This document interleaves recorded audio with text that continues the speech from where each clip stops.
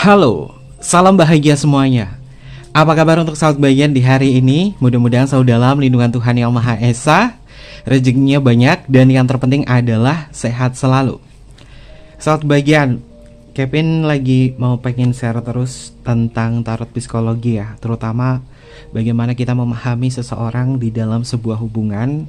Dan untuk contoh kasus di sini adalah mungkin kamu selalu bertanya-tanya, dia itu bisa sadar gak sih? Dia itu bisa berubah gak sih? Kenapa cintaku sama dia tuh serumit ini? Dan sebenarnya ada apa sih dengan diri dia? Mungkin ini pernah terjadi di diri kamu, atau mungkin juga di diri dia.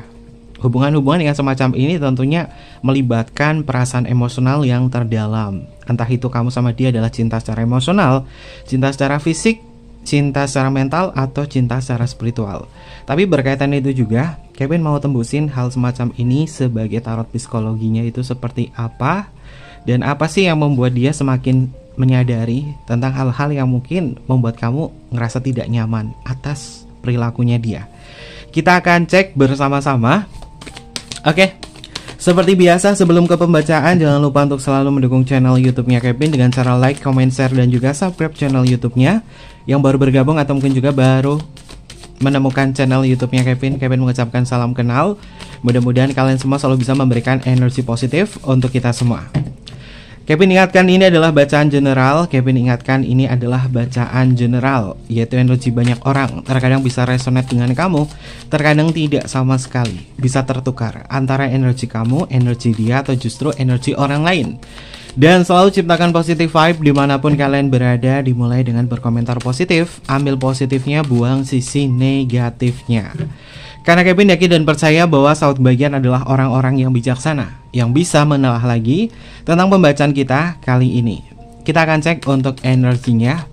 Apa sih yang membuatnya dia semakin sadar? Kita tarik bersama-sama ya, sahabat bagian. Segala hal yang berkaitan dari hubungan kamu bersama diri dia, apapun yang membuat kamu itu merasa terluka oleh diri dia, apapun yang membuat kamu merasa bahwa hal ini sangat menyakitkan dan menyulitkan, dan pada akhirnya apa yang membuat dia semakin sadar. Kita cek untuk energinya. Ini adalah energinya yang berkaitan dari pergerakannya dia kepada sahabat bagian, yang membuat dia semakin sadar tentang segala perilakunya kepada sahabat bagian. Kita akan cek bersama-sama untuk kartu yang pertama. Kartunya adalah Desire, sahabat bagian. Ternyata gairah ini terkadang membuat seseorang itu akan melakukan apapun ya, karena banyak sekali keinginan. Gairah ini terkadang yang gak bisa terkontrol, bisa membuat hubungannya itu juga menjenuhkan. Ya kamu datang kalau cuma ingin doang. Dia bisa sadar karena dia punya keinginan kepada kamu. Agar hal ini tidak membuat kamu semakin sensitif, mungkin kamu berpikir bahwa diam kamu akan menentukan segalanya. Ya, kita berhadapan dengan seseorang yang punya keinginan yang banyak banget. Mungkin terlalu dominan, mungkin kurang bisa memahami tentang sisi perasaan atau empati. Jangan sampai saat kebahagiaan ngejalin sebuah hubungan dengan orang yang kurang empati di sini, atau si narsistik, atau mungkin juga si NPD.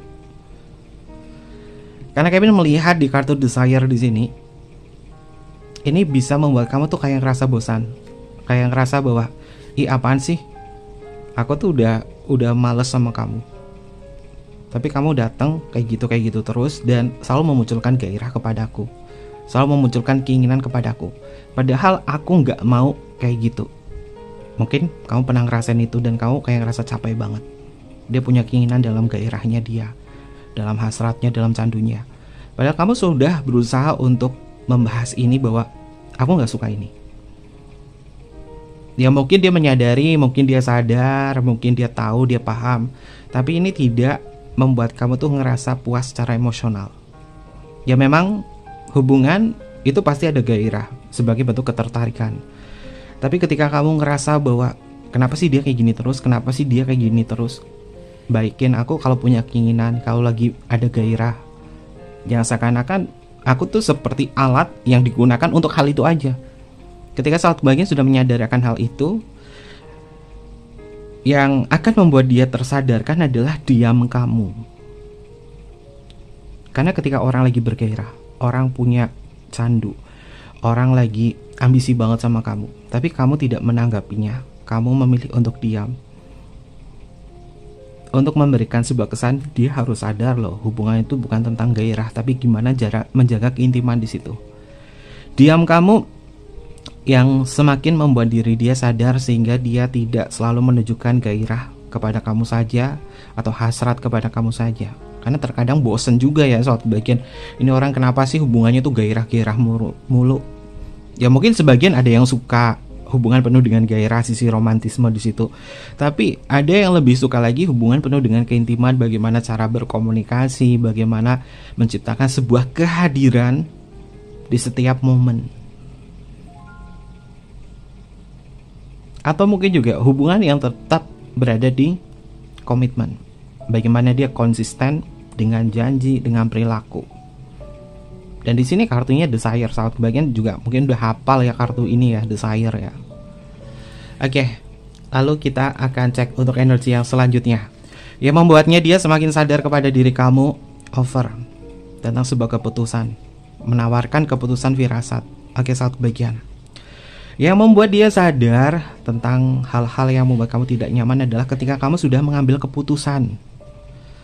Kamu udah ngambil keputusan di sini dengan ketegasan, dia akan sadar saat kebahagiaan. Dia akan berpikir dan dia kayak ngerasa bersalah sendiri sama kamu.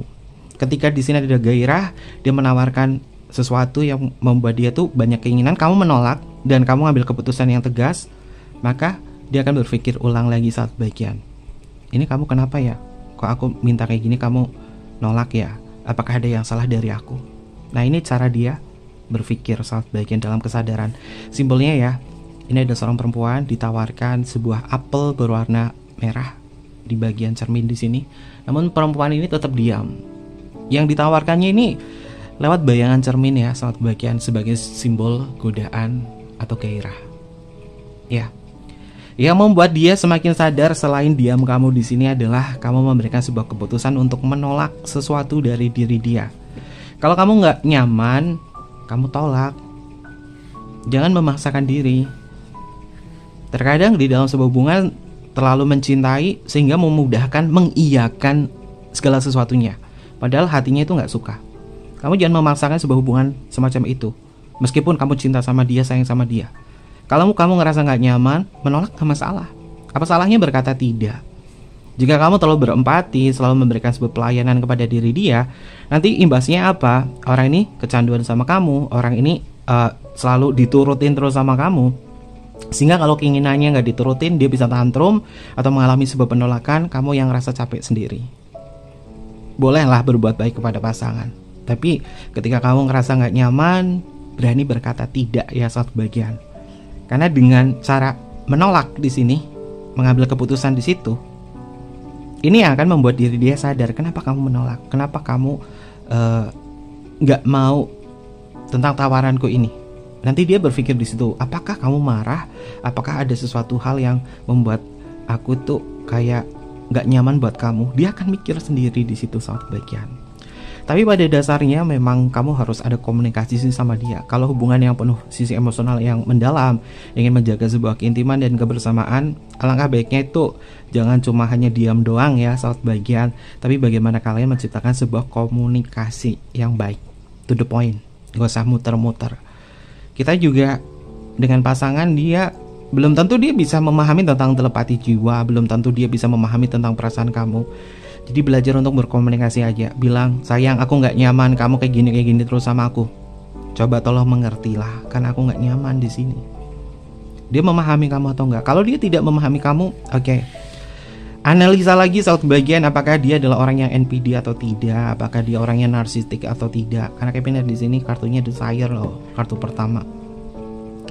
Kita cek untuk energi yang selanjutnya yang membuat dia itu menyadari apa? Half moon, rindu, dan juga pertemuan. Oke. Yang membuat diri dia menyadari itu tentang sebuah jarak ya saat bagian. Karena half moon di sini tentang sebuah siklus, tentang sebuah rindu, tentang sebuah pertemuan dan juga jarak. Dia akan semakin sadar ketika kamu memberikan sebuah jarak. Jarak ini yang akan menciptakan sebuah rindu.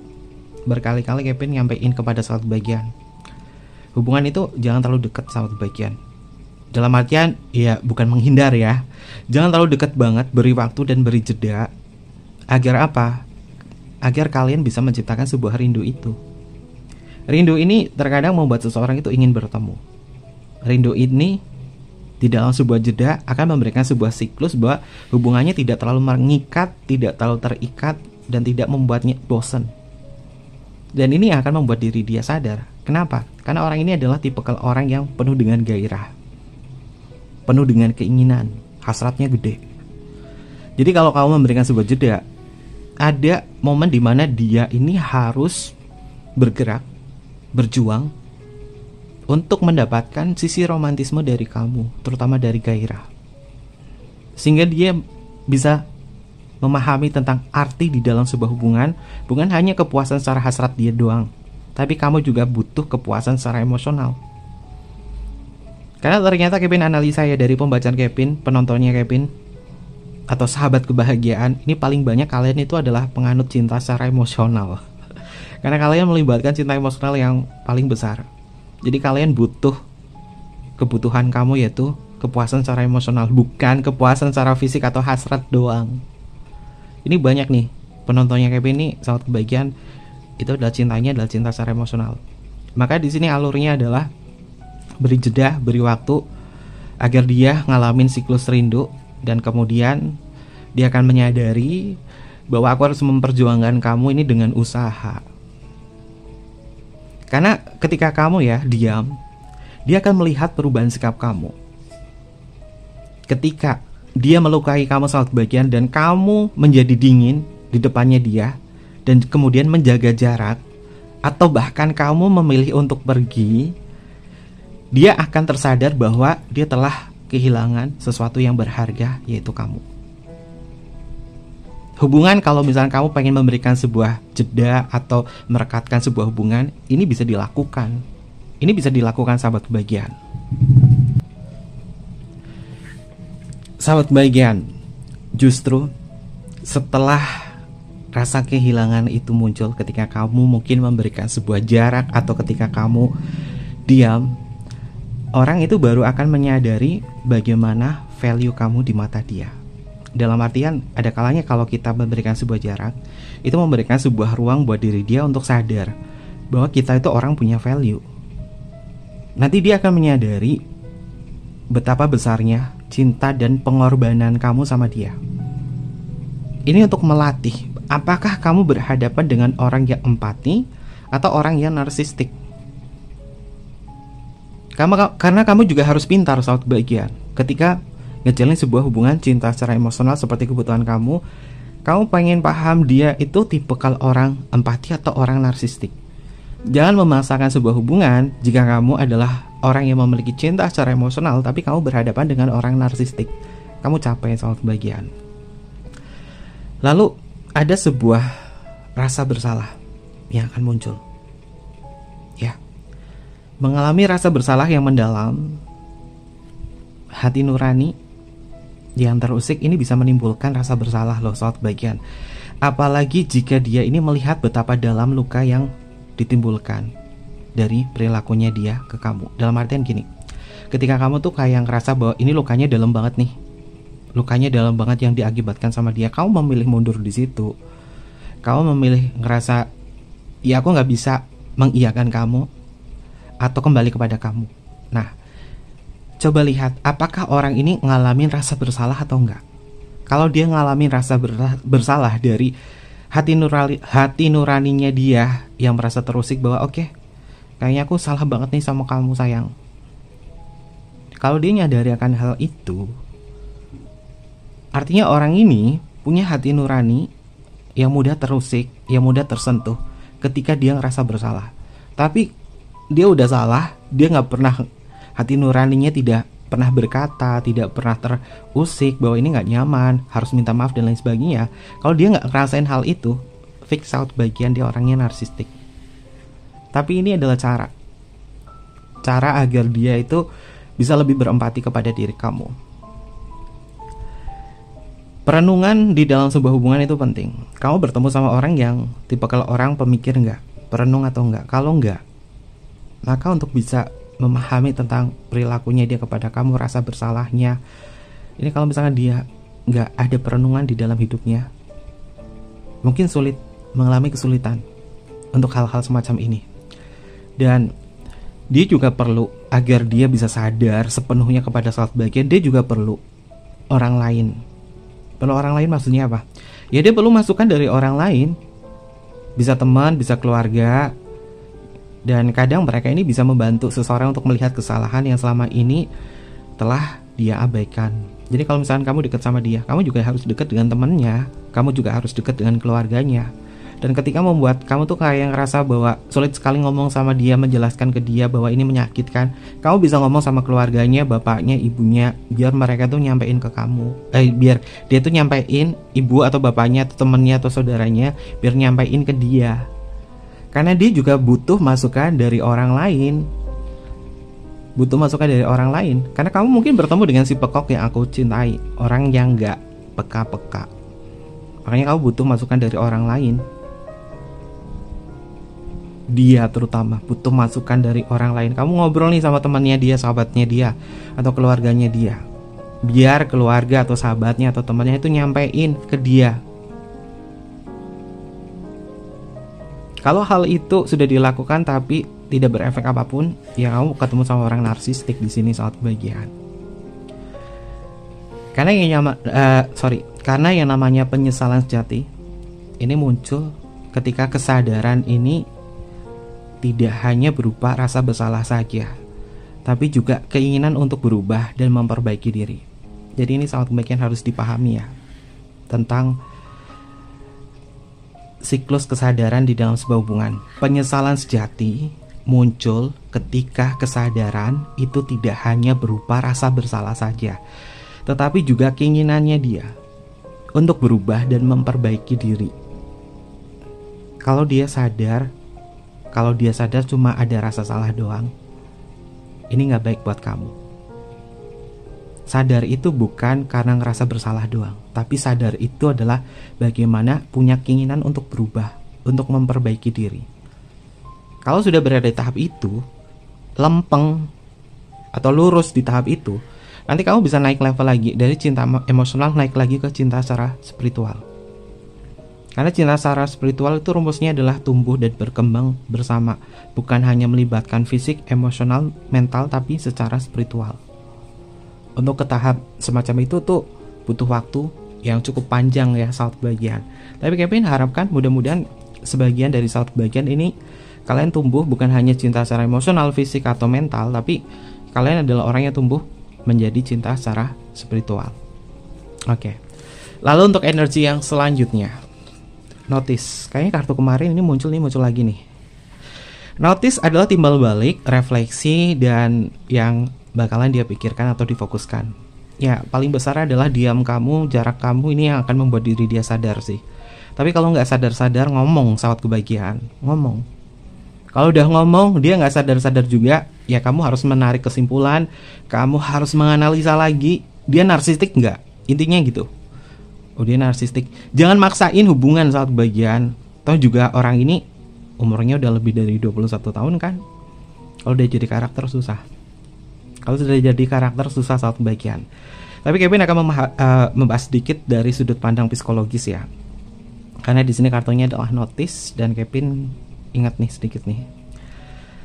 Dari sudut pandangan psikologis, kesadaran dan penyesalan setelah menyakiti pasangan saat kebahagiaan ini melibatkan beberapa hal yang berkaitan dari proses internal yang cukup kompleks ya.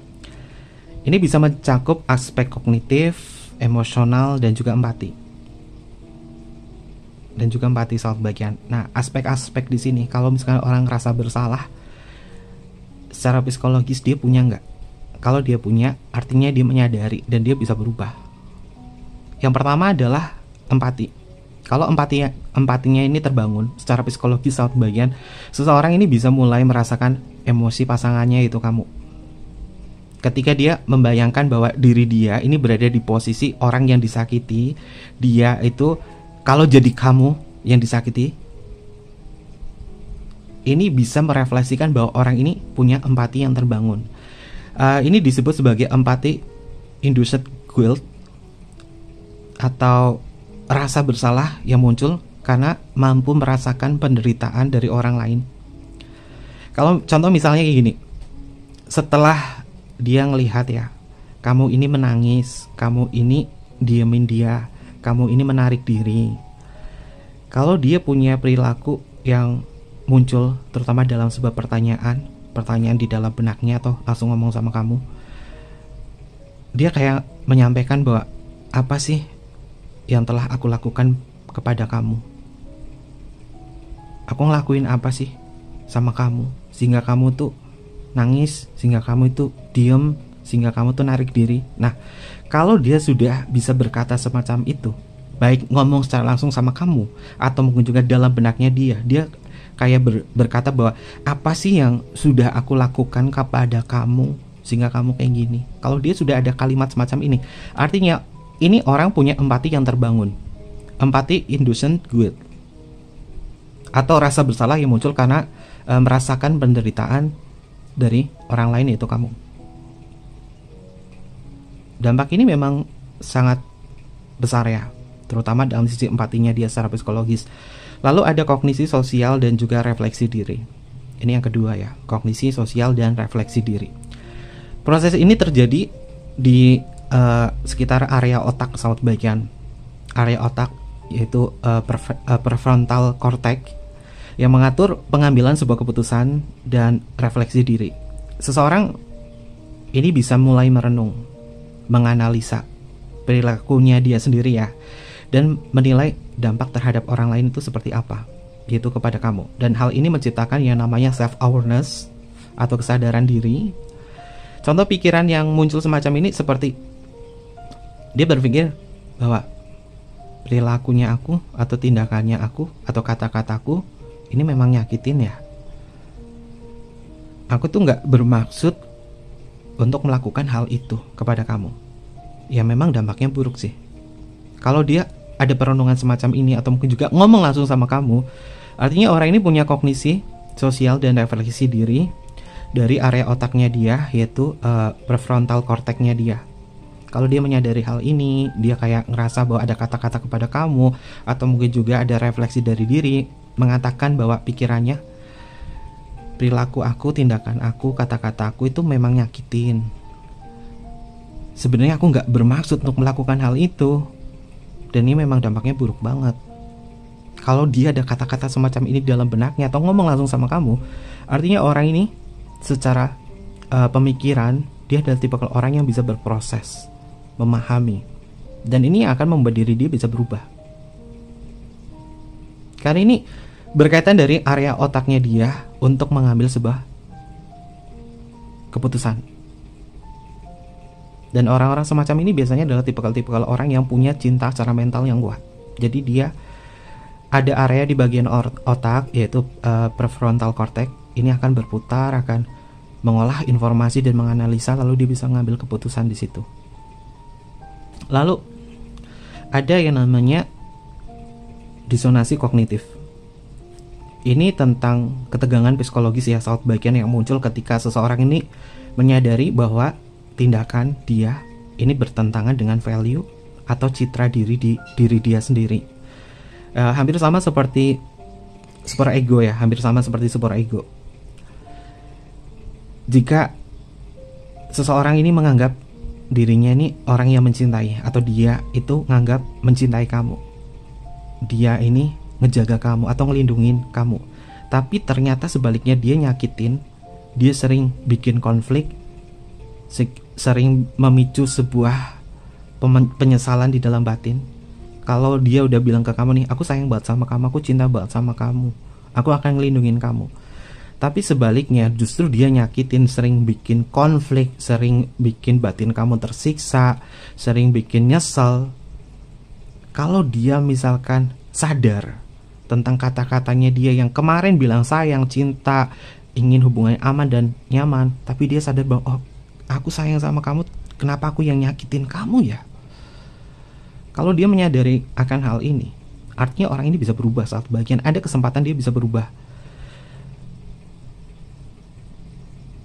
Ini mungkin bisa menjadi sebuah perenungan ya di dalam benaknya dia. Seperti dia berkata bahwa aku memang bilang sama kamu, aku cinta sama kamu. Aku memang bilang sama kamu, aku sayang sama kamu. Tapi kenapa tindakanku ini justru tidak mencerminkan itu? Aku gagal.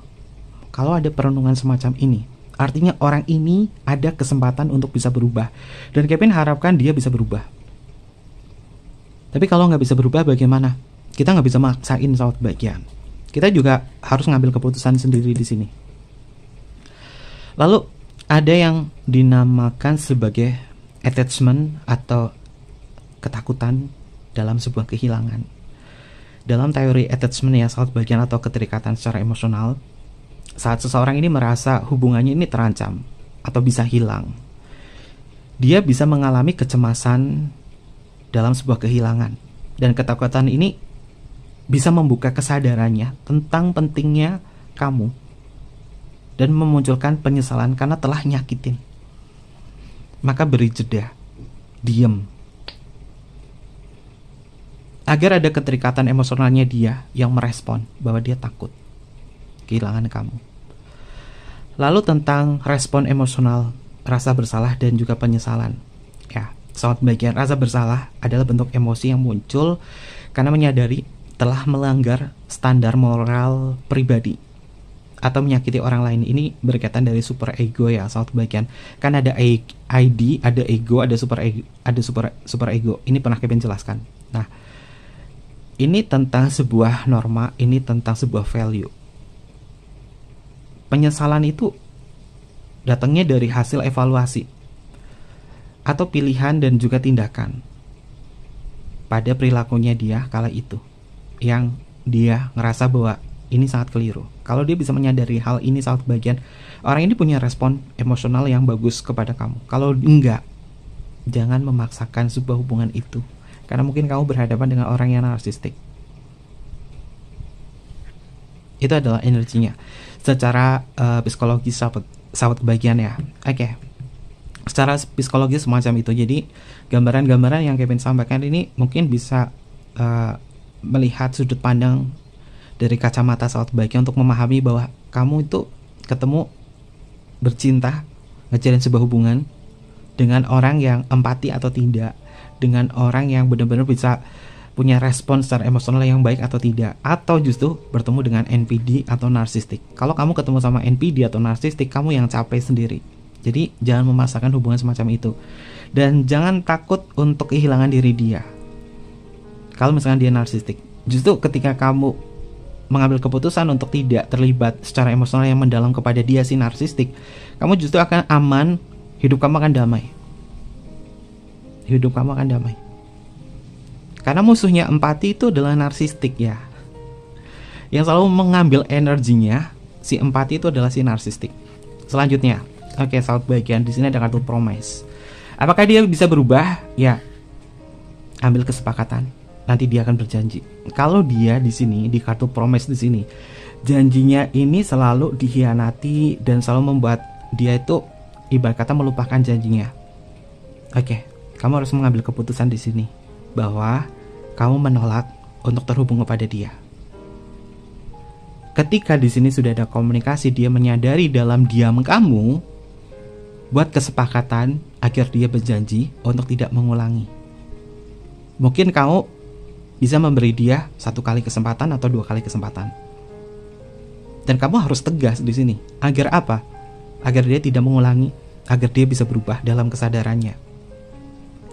Karena sahabat bagian, kita manusia tidak ada kuasa untuk mengontrol orang lain kecuali adalah kesadarannya sendiri. Jadi kamu gak usah terlalu buang-buang energi agar dia sadar, agar dia berubah. Dia bukan bocah sahabat bagian, dia usianya udah lebih dari 21 tahun ke atas. Kenapa lebih dari 21 tahun ke atas? Ya karena channel YouTube-nya Kevin juga Kevin batasi untuk 21 tahun ke atas. Jadi penontonnya Kevin di sini pasti udah lebih dari 21 tahun dong. Oke. Kita akan cek untuk energi yang selanjutnya. Ini Kevin pakai kartu Deeply Oracle aja ya, untuk memahami secara psikologi. Kita cek untuk energi yang selanjutnya, a fire. Tuh kan gairah lagi. Kenapa sih dengan dia? Kamu kenapa sih ketemu sama orang kayak gini soal kebahagiaan? Udah, kamu coba, kalau kamu ngerasa gak nyaman kayak gini, diem aja dulu deh soal kebahagiaan. Diem aja dulu. Sembari diem ya kamu kasih penjelasan ya, kasih komunikasi sama dia. Ini kartunya fire. A fire itu hampir sama dengan kartu desire. Kalimat oracle-nya adalah gairah. Ini ada gairah, amarah, pemurnian. Nah, di sini ada gairah, keinginan, dan candu. Orang ini penuh dengan gairah. Orang ini kadang bisa marah kepada kamu, yang membuat kamu kayak harusnya dia yang ngerasa bersalah, kok kenapa aku jadi yang ngerasa bersalah ya? Kayak istilahnya adalah memanipulasi. Nah, kalau kamu sadar akan hal ini, harusnya dia yang merasa bersalah, tapi kenapa jadi kebalik? Aku yang merasa bersalah. Kenapa malah aku yang jadi salah di sini? Kalau udah ada tanda-tanda kayak gitu, kamu ketemu sama orang narsistik atau orang yang manipulatif. Tapi di sini saat bagian Kevin berharap ya, a fire di sini adalah bagian dari api yang bisa memurnikan. Dalam artian, api ini adalah elemen penting di dunia untuk memurnikan sesuatu, termasuk logam, cairan dan lain sebagainya itu kan dimurnikan oleh api. Mudah-mudahan ini adalah simbol dari dia bisa memurnikan diri dia untuk menepati janjinya. Mudah-mudahan ya. Lalu untuk energi yang selanjutnya, root. Root ini adalah dasar dan juga pondasi hubungannya kamu. Hubungan yang memiliki pondasi yang kuat itu adalah komitmen. Kamu sama dia punya komitmen nggak? Kalau dia nggak punya komitmen sama kamu, jangan berharap dia bisa berubah. Cinta bersegi-segi Kevin. Oke, fix sahabat kebahagiaan. Merumitkan diri sendiri itu susah. Root itu adalah pondasi atau komitmen. Rootnya itu punya nggak? Dasarnya punya nggak hubungannya sama dia? Komitmen. Nggak ada. Tapi aku lagi berproses ke komitmen. Oke, jalani ini semua. Komunikasikan hal yang baik. Jangan buru-buru ngambil keputusan untuk menikah atau hidup bersama dengan diri dia. Jika memang ini bukan cinta bersegi-segi, tapi kamu lagi berada di tahap pengenalan. Dan kita cek untuk energi yang selanjutnya, inner child. Oke, sahabat kebahagiaan, kalau ini udah jadi karakter, udah menjadi inner childnya dia, ya mungkin kamu perlu ajak dia ke psikolog sih, sahabat kebahagiaan. Kalau ini kamu ngerasa bahwa ini nggak nyaman, perilakunya dia kayak gini, tapi dia sadar butuh berubah, ya mungkin kamu bisa ngajak dia ke coach, ke konselor, atau mungkin juga ajak dia ke psikolog. Kalau misalnya ini adalah proses menuju sebuah komitmen atau pernikahan dan lain sebagainya, coba kalian sama-sama datang ke psikolog. Ke psikolog itu bukan tentang harus gila dulu baru ke sana, enggak, sahabat kebahagiaan. Pranikah nih, mau nikah, pernikahan, persiapannya itu banyak. Bisa kamu datang ke psikolog juga, kamu cek kesehatan juga, mandul atau enggak, kena HIV apa enggak. Ini orang-orang yang benar-benar mikir bahwa nikah sehidup semati, sekali seumur hidup, maka semua persiapannya tuh dicek. Dari semuanya, uangnya, semuanya, fisiknya, tubuhnya, psikolognya, semuanya dites. Biar apa? Biar kedepannya itu nggak ada masalah. Nanti tentang perjanjian uang dan lain sebagainya itu harus dibahas. Karena kita kan nggak tahu nanti kedepannya gimana. Ini untuk jaga-jaga. Dan di sini Kevin melihat ada kartu inner child, bahwa orang ini memang bisa semacam ini karena ada triggernya di kehidupannya dia di masa lalu. Tapi kalau kamu sayang banget, kamu pengen bangun dia menjadi lebih baik lagi, oke, datanglah ke psikolog, atau mungkin juga beri dia sebuah motivasi dan lain sebagainya. Atau mungkin justru ini adalah kamu sahabat kebahagiaan. Kalau ini justru pembacaan di sini kebalik, bahwa ini adalah kamu sadar tentang hal ini, kamu pahami dari pembacaannya Kevin, pasti kalian bisa berubah. Walaupun sedikit demi sedikit, harga prosesnya pasti bisa berubah. Lalu untuk energi yang selanjutnya, growth, pertumbuhan. Oke, Kevin yakin dan percaya bahwa hubungan ini bisa mencapai pertumbuhan dalam kesadaran ya. Entah kesadarannya ini kamu mau bertahan sama dia atau enggak, tapi kesadaran yang paling penting adalah bagaimana saat bagian memahami tentang kebutuhan hubungan ini. Apakah ini layak atau tidak. Tapi kalau ini menyakitkan buat kamu, ya kamu juga harus bisa mendamaikan diri kamu untuk tidak terlibat hubungan-hubungan yang rumit dengan dia. Oke, ini adalah energi yang bisa Kevin sampaikan kepada sahabat bagian, dari Kevin masukkan ke tarot psikologi ya. Berkaitan itu ada zodiak apa yang muncul, ini bisa masuk ke zodiaknya kamu atau zodiaknya dia. Kalau zodiaknya nggak muncul, nggak masuk, nggak usah nangis, nggak usah bermuram durja, ambil positifnya, buang sisi negatifnya ya. Kita cek untuk zodiaknya. Yang pertama adalah Aquarius, lalu ada Sagittarius, Aries, Leo, Scorpio, Virgo, Gemini, Libra, Pisces, dan yang terakhir adalah Capricorn. Ini adalah beberapa zodiak yang muncul untuk pembacaan kita. Bisa masuk ke zodiaknya kamu atau zodiaknya dia. Kalau zodiaknya nggak muncul, nggak masuk, nggak usah nangis, nggak usah bermuram durja. Ambil positifnya, buang sisi negatifnya.